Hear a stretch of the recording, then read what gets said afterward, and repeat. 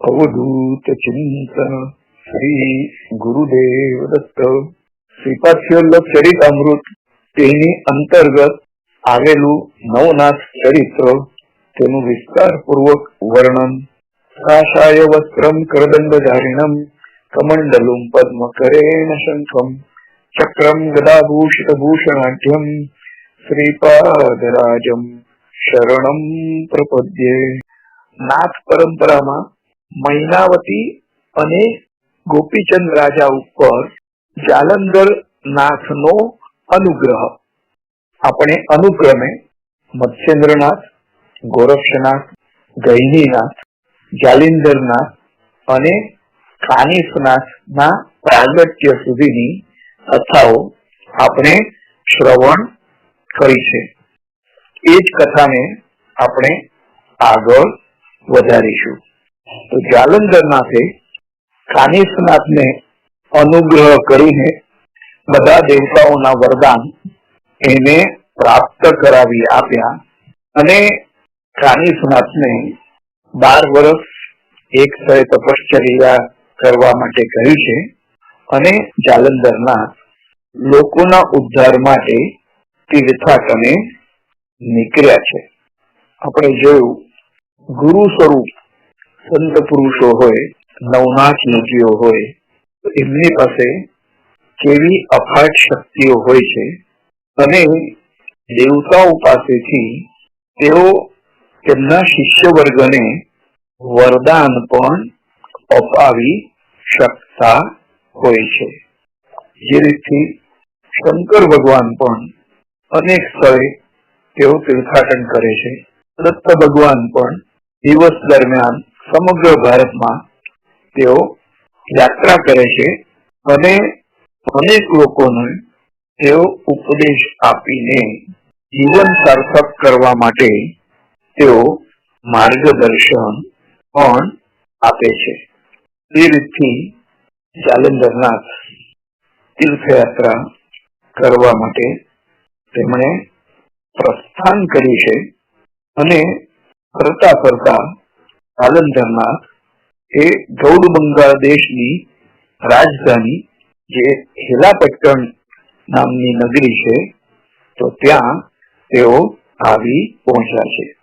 જાલંધરનાથ એ નગરીમાં શું કરતા હતા, કોઈની પાસે પણ કોઈની પણ જાણ પહેચાન એમને ન હતી કે કોઈના ઘેર જાય અથવા આદર સત્કાર પામે, તો તેઓ ગામની બહાર એક સ્થળે રહેતા અને એ નગરની જે ગાયો હોય એ ગાયોને તેઓ ઘાસ મેરતા હતા।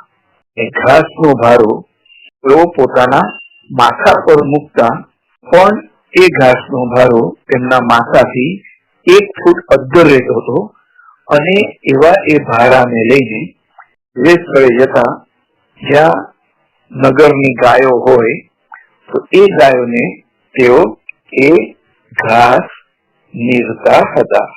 લોકોએ પણ આ ચમત્કારી સંતને જોયા છે અને તેઓ વિસ્મય પામ્યા છે।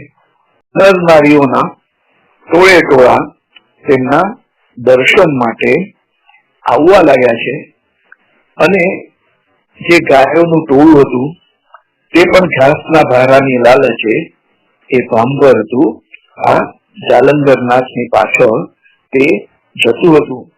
તો જાલંધરનાથ તો ગાયોને ઘાસ નાખે છે અને પોતાના માટે તેઓ ભિક્ષા માગીને જીવન ચરિતાર્થ ચલાવે છે અને લોકોના દુષ્ટ કર્મો હોય તો એના ફળને પણ તેઓ દૂર કરે છે। એક સ્થળે લોકોને ચક્રાવામાં નાખીને જાલંધરનાથ આ જ રસ્તે એક ગલીમાં તેમણે પ્રવેશ કર્યો છે અને ગંદી વસ્તીમાં તેઓ આવ્યા અને ત્યાં જ તેમણે રાત્રિ મુકામ કર્યો છે।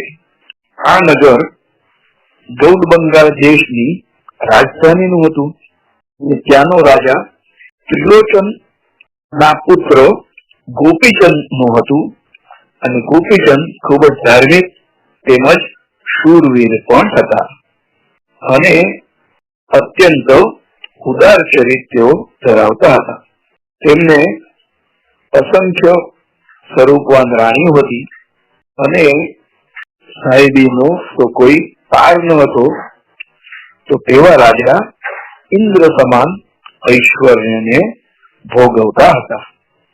તેમની શૂરવીરતા તેમજ લાવણ્યતા અને સંગીત ઉપરાંત અન્ય કળાઓની સામર્થ્યતા સમગ્ર પ્રદેશમાં વિખ્યાત હતી. અઢળક આભૂષણો થી એમનું શરીર દૈદીપ્યમાન લાગતું હતું. આવા મહાન રાજવી વેલાપટ્ટણ નગરમાં તેઓ રાજ્ય કરતા હતા. એમની માતા એ પણ અતિ સુશીલ સદગુણી સન્નારી હતા અને તેમનું નામ મેનાવતી હતું. તો પુત્રના આવા અપાર સુખ સમૃદ્ધિ વચ્ચે પણ એ રાણી મેનાવતી દુઃખી અને ઉદાસ રહેતી હતી. ક્રૂર કાળે આવા અતુલનીય વૈભવ વચ્ચે મેનાવતીના પતિને પોતાના પંજામાં ઝડપી કાળે લઈ લીધો હતો. એટલે મૈનાવતીને સંસાર પ્રત્યે વિરક્તતા આવી હતી અને તેને હંમેશા એમ થતું કે આવી અપાર સમૃદ્ધિ છોડીને પણ એક દિવસ અકાળે જ દરેકે મૃત્યુ પામવાનું હોય છે. તો આ જીવનનો અર્થ શું છે? એ પુત્રને અજર અમર કરવા માંગતી હતી અને એકવાર પોતાના રાજમહેલના ઝરૂખામાં ઉભી રહીને તે શહેરની શોભા નિહાળતી રહી હતી. ત્યારે એની નજર કૌપિન કંબલધારી વિરાટ મૂર્તિ જાલિંધર પર તેમની પડી છે અને એના મસ્તક તે ઘાસનો ભારો અદ્ધર રહેતો હતો અને તેમાંથી આજુબાજુની ગાયોને ઘાસચારો તેઓ નીરવા માટે જઈ રહ્યા હતા. યોગીની અલૌકિક આભા જોઈને રાણી મૈનાવતીને થયું કે નક્કી આ કોઈ દેવાંશી અવતાર છે અને એમની સેવા અને આતિથ્ય સત્કાર આપણે કરવો જોઈએ. એમ વિચારી એને તરત જ એક વિશ્વાસુ દાસીને બોલાવી છે. તો દાસી દોડતી આવી અને હાથ જોડીને ઉભી રહી છે અને કહેવા લાગી કે ફરમાવો મહારાણી, મને શા માટે બોલાવવામાં આવી છે? હું સેવામાં હાજર છું. ત્યારે મહારાણી મૈનાવતીએ પોતાના મનની ઈચ્છા દાસી આગળ પ્રગટ કરી અને કહ્યું કે હે સુંદરી, મારા મનમાં એવી ભાવના જાગૃત થઈ છે કે જીવનની રક્ષા કરીને થોડું કાર્ય સાધી લેવું જોઈએ. કારણ કે જીવન વહેતા પાણી જેવું છે અને કોઈને માટે કદી પણ શોભતું નથી, સદા વહેતું જ રહે છે. માટે જો પેલું કોણ જાય છે તો જ આપણા કાર્યકારણનું નિવારણ છે. રાશિ બુદ્ધિશાળી હતી અને મહારાણીના મનની ભાવના એ સમજી ગઈ. એને રસ્તા પર માથે અદ્ધર ઘાસનો ભારો રાખીને ચાલે જતા જાલંધર યોગીને જોયા છે અને તે સેવિકા ખૂબ વિસ્મય પામી છે અને મહારાણીને કહેવા લાગી, એ તો કોઈ પરમ શિવજી સરખા યોગ સિદ્ધ મહાત્મા હોય એમ લાગે છે. સુવર્ણ સમાન તેજસ્વી, ત્રણે ભુવનમાં તપ કરીને પૃથ્વી પર ઉતરી આવ્યા હોય એમ જણાય છે. માતાજી, તેની આરાધના કરીને એની પાસે અચળ પદની પ્રાપ્તિ આપણે માંગવી જોઈએ, જેથી જન્મ મરણના બંધન છૂટે છે. તો પરિચારિકાની આવી મીઠી વાણી સાંભળી મૈનાવતી કહેવા લાગી કે મારી એક વાત તું ધ્યાનથી સાંભળ.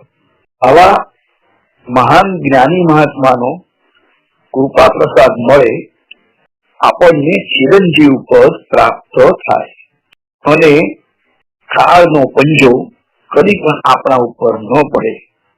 તો આ યોગી આપણા રાજમાં કયા સ્થાને રહે છે એની ખાનગી રીતે તપાસ કરીને તું જલ્દી પાછી આવ. તો પરિચારિકાએ રાણીમાજી હું આવું છું કહીને દાસી તરત જ ત્યાંથી નીકળી છે. યોગીના પાછળ પાછળ ગામ લોકો અને ગોધનની પૂંછ દબાવીને ચાલવા લાગી છે.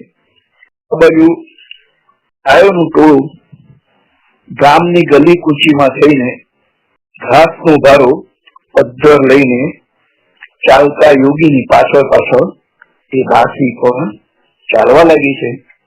અને એક અંધારી અને ગોગરી ગલીમાં જ્યાં છાણ ઇત્યાદિની પણ દુર્ગંધ આવતી હતી અને ગટરનું પાણી પણ ઠેક ઠેકાણેથી વહેતું હતું, ત્યાં જઈને યોગી બેઠા છે. દાસી પણ આ ટોળાની પાછળ પાછળ પગલું દબાવીને આવતી હતી અને એ ગંધાતી ગલીમાં ગાયોને બેઠેલી જોઈને એ ત્યાં એકાદ ક્ષણ થોભી છે અને વાતાવરણ એકદમ શાંત અને અચળ હતું. યોગી એક અંધારી બખોલમાં બેઠા છે અને માથા પરનો ઘાસનો ભારો એમણે ગાયો અને ટોળા સામે આગળ નાખી દીધો છે. ચારે બાજુ ગંદકીને લીધે ભયંકર દુર્ગંધ ચોમેર ફેલાતી હતી અને દાસી તરત જ પાછી ફરી અને રાણી મેનાવતીને બધી વાત એમણે વિગતવાર કરી છે.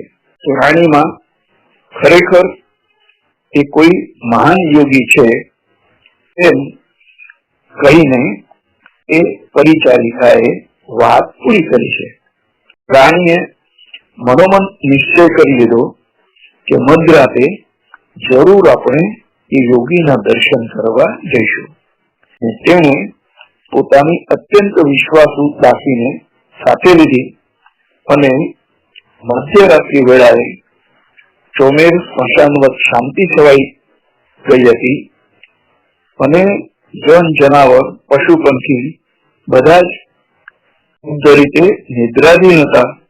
તો એવે સમયે રાણી મેનાવતી અને દાસી બંને ઉત્તમ ફળો લઈને કાળા રંગની કંબલ ઓઢીને ચૂપકીથી એ એકાંત સ્થળે જ્યાં સિદ્ધ મુનિ નિવાસ કરતા હતા ત્યાં તેઓ પહોંચી ગયા છે. ત્યાં જવા પગે ચાલતા તેઓ નીકળી પડ્યા અને સરસર રાત્રિ પણ વહી રહી છે. વાતાવરણ નીરવ અને શાંત છે અને બંને યુવતીઓ અત્યંત હર્ષ અને ઉલ્લાસ સાથે તેમજ મનમાં પૂજ્ય ભાવ સાથે યોગીરાજના નિવાસ સ્થાને તેઓ આવી પહોંચી અને તેમણે યોગીરાજને હાથ જોડ્યા છે અને નતમસ્તક સાથે જાલંધર સામે વિનમ્ર ભાવે ઉભી રહી છે. ચારે બાજુ દુર્ગંધયુક્ત હવા ફેલાયેલી હતી અને મુનિવર જાલંધર ધ્યાનમગ્ન અવસ્થામાં તેઓ હતા અને અર્ધોન્મિલિત નયને શાંત અને નિશ્ચલ મુખ મુદ્રા સહિત ત્યાં યોગીરાજ બિરાજી રહ્યા હતા. ઉત્તમ પ્રકારના જાત જાતના ફળો અને પકવાનથી ભરેલી થાળ યોગીની સન્મુખ તેમણે ધરાવી છે અને બંને ધૈર્ય અને શાંતિથી ત્યાં મસ્તક નમાવીને ઉભી રહી છે.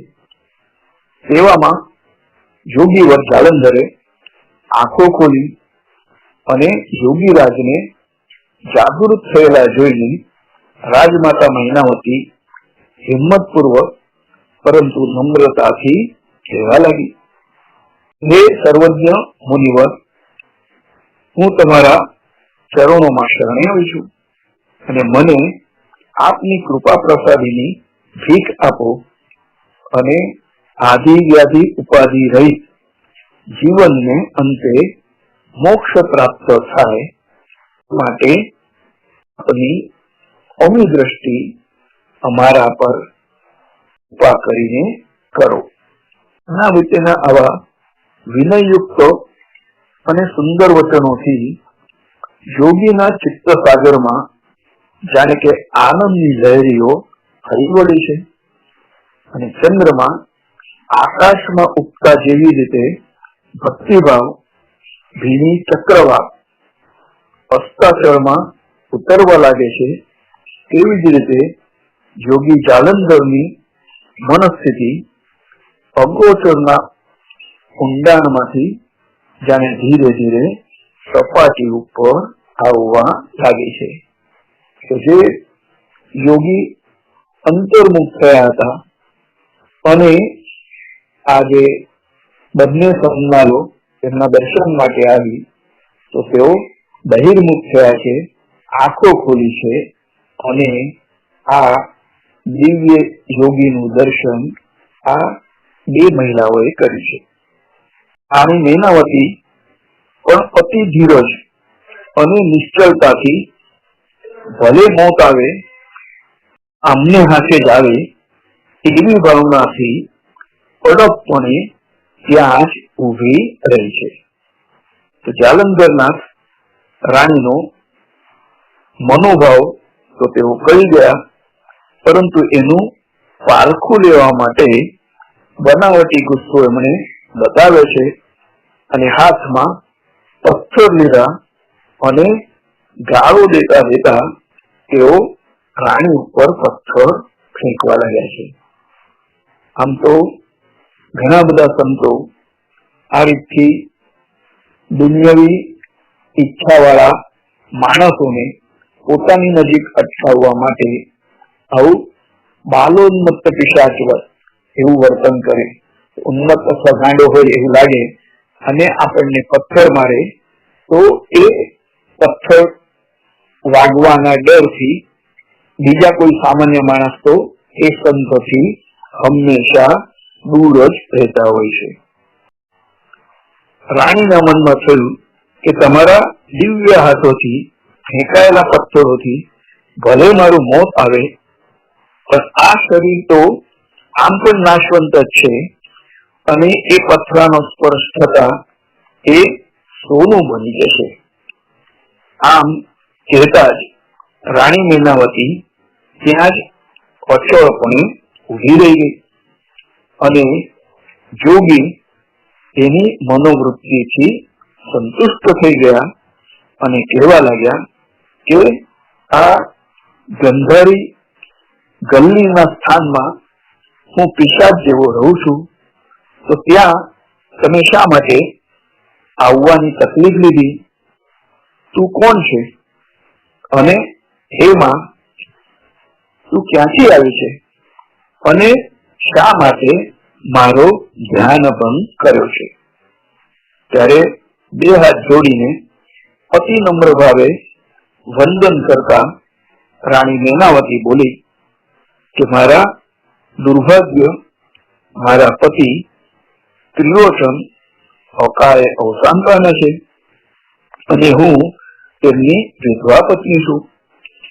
મારો પુત્ર ગોપીચંદ હવે રાજગાદી ઉપર બિરાજમાન છે અને તેને આમ અકાળે અવગત થવું ન પડે તે માટે કંઈક પ્રભુ તમે કરો. કાળચક્રની ભયાનકતા એને કદી અડે નહીં એવી મારી તમારા ચરણે પ્રાર્થના છે અને મારી પણ એવી દશા ન થાય એવી તમને વિનંતી છે. તો મેનાવતી રાણી અને એમના પતિ જે અકાળે અવસાન પામ્યા હતા તો એવું કાળચક્ર એમને પણ હેરાન ન કરે અને એમનો જે પુત્ર છે ગોપીચંદ જે રાજગાદી ઉપર બિરાજમાન છે તો એને પણ અમર કરો એવી મનની ઈચ્છા લઈને આ મેનાવતી રાણી આ જાલંધર યોગી પાસે આવી છે. મંદ મંદ હસતા જાલંધરે જવાબમાં રાણીને કહ્યું કે હે માઈ, મૃત્યુને તો કોણ ચૂકી શક્યું છે? હું તો પિશાચ જેવો અબૂઝ કાળ પાસને કેવી રીતે તોડી શકું? વળી મધરાત્રિએ ગુપ્તપણે તમારે શા માટે અહીંયા આવવું જોઈએ? પુત્રને જો આ વાતની ખબર પડશે કે જે અહીંનો રાજા છે તો મહા અનર્થ થશે અને લોકોમાં પણ તમારી બધાની નિંદા થશે. માટે હે માતાજી, તમે પાછા જાઓ અને જલ્દી કરો.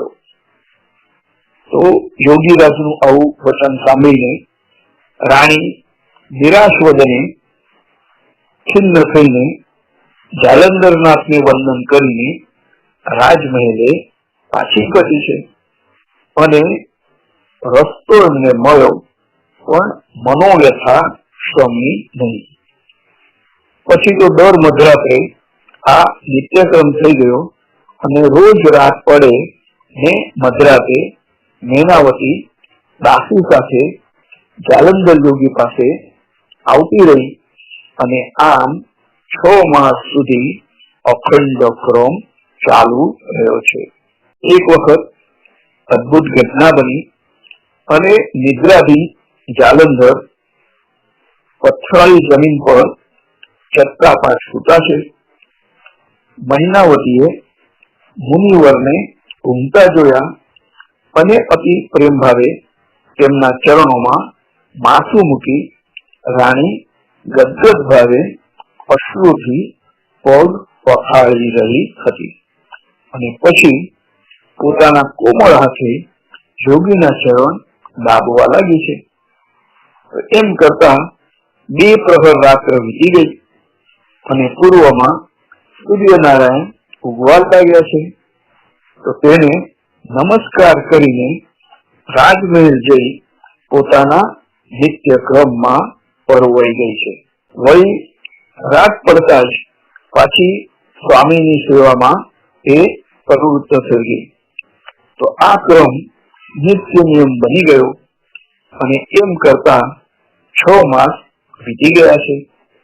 અને વીતવા સાથે રાણીનું મનોબળ મજબૂત થતું ગયું અને એક વખત એવું બન્યું કે રોજના નિત્યક્રમ પ્રમાણે રાણી સેવા કરવા લાગી છે અને નિદ્રાથી જાલંધરનાથના મસ્તકને ખોળામાં મૂકીને મનમાં જાપ જપી રહી હતી. યોગીરાજની માયાના પ્રભાવથી એક ભમરો ઉડતો ઉડતો ત્યાં આવ્યો અને રાણી મેનાવતીના ખોળા નીચે ભરાઈને કોચવા લાગ્યો છે. તો હવે શું થાય? ખોળામાં ગાઢ નિદ્રાધીન સૂતેલા જાલંધર યોગીનું માથું હતું. જો હલન ચલન થાય તો યોગીની નિદ્રામાં ભંગ પડે અને યોગીરાજ તો ઘેરી ઊંઘમાં હતા. એટલે ભમરો કરડતો ગયો અને રાણીને પુષ્કળ પીડા થવા લાગી. પરંતુ એને વિચાર કર્યો કે આપણા શરીરનું ગમે તે થાય પણ આજે યોગીરાજ છે, ગુરુ સ્વરૂપ યોગીરાજ છે જાલંધરનાથ, એમની નિદ્રા ભંગ ન થાય એ મારે અવશ્ય જોવું જોઈએ. અને રાણીના શરીરમાંથી ગરમ ગરમ લોહીના ફુવારા ઉડીને વહેવા લાગ્યા એવો એ ભમરો હતો. છતાં રાણી તો જરા પણ હાલ્યા વિના અડગ રીતે બેસી રહી અને આમ પણ એ ક્ષત્રિયાણી હતી. તો ક્ષત્રિયોમાં આવું અજબ બળ અને શુરાસન હોય છે. તો માયાવી ભમરો રાણીના જાંગ ભેદીને ત્યાં જાંગ પર રહેલી જાલંધરની ડોક પર ડંખીને સૂચના આપી ગયો. તો શક્તિ જાગેલા જાલંધર ડોક પર હાથ ફેરવ્યો અને એમની નજર રાણી મૈનાવતીના ખોળા પર પડી છે.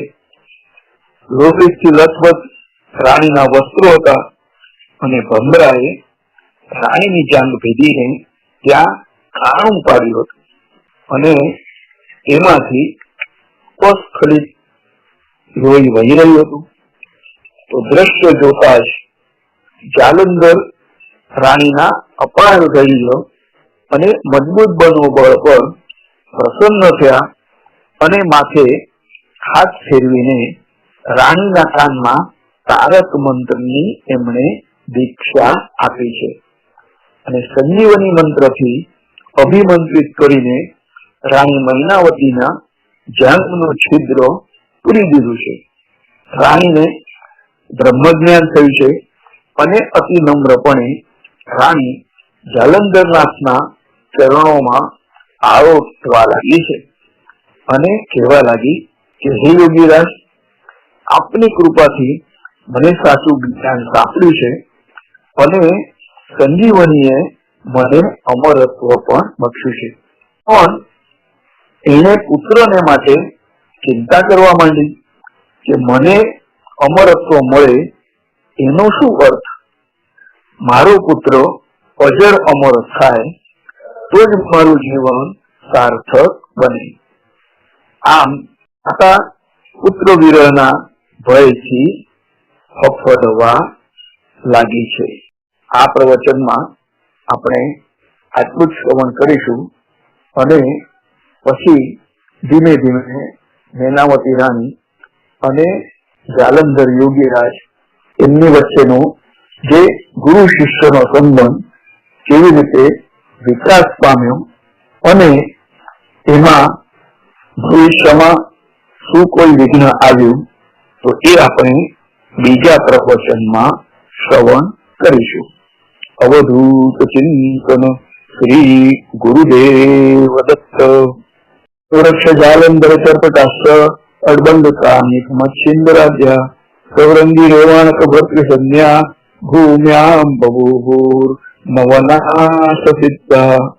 અવધૂત ચિંતન શ્રી ગુરુદેવ દત્ત.